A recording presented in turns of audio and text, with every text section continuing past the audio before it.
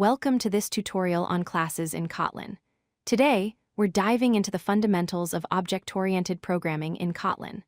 Classes are one of the core building blocks that allow us to organize our code in a structured and reusable way. By the end of this video, you'll understand how to define classes, add properties and methods, and create objects from those classes.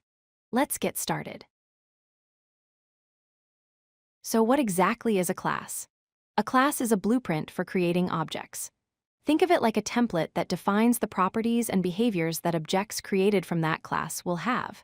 For example, if we have a person class, it would define what characteristics a person has, like their name and age, and what actions they can perform, like introducing themselves. The class itself doesn't represent a specific person, but rather the general structure of what any person object should look like. Let's look at the basic syntax for creating a class in Kotlin. To define a class, we use the keyword class, followed by the name of the class. In this example, we're creating a class called person. The class name should always start with a capital letter. After the class name, we have a pair of curly braces where the class body goes. Inside these braces, we'll define the properties and methods that belong to this class. Now let's add some properties to our person class. Properties are variables that belong to a class and represent the characteristics or attributes of objects created from that class. Here, we're defining two properties: name, which is of type string, and age, which is of type int.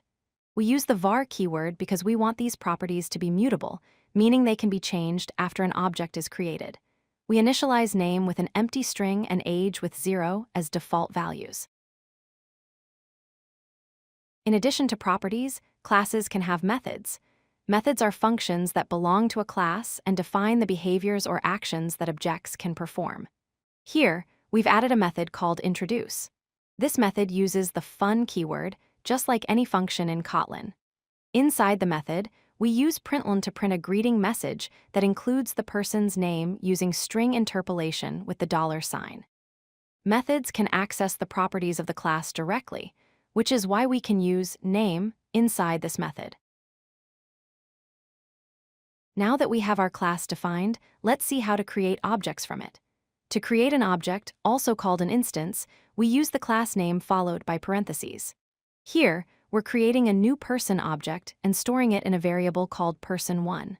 After creating the object, we can access and modify its properties using dot notation. We set the name property to Alice and the age property to 25. Finally, we call the introduce method on person1, which will print, "Hi, I'm Alice," to the console. There's a more concise way to define properties in Kotlin using what's called a primary constructor.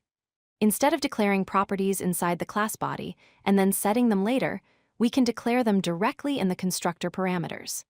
Here, we define the name and age properties right in the parentheses after the class name. By adding the var keyword before each parameter, these become properties of the class automatically. This approach makes our code cleaner and eliminates the need to set default values that will immediately override. With a primary constructor, creating objects becomes much simpler. Now when we create a person object, we pass the values for name and age directly in the parentheses. Here, person1 is created with the name Alice and age 25, while person2 is created with the name Bob and age 30. When we call the introduce method on each object, person1 will say, "Hi, I'm Alice," and person2 will say, "Hi, I'm Bob." This demonstrates how we can create multiple distinct objects from the same class, each with its own unique property values. If you like this video, hit that like button and don't forget to subscribe. Visit codelucky.com for more such useful content.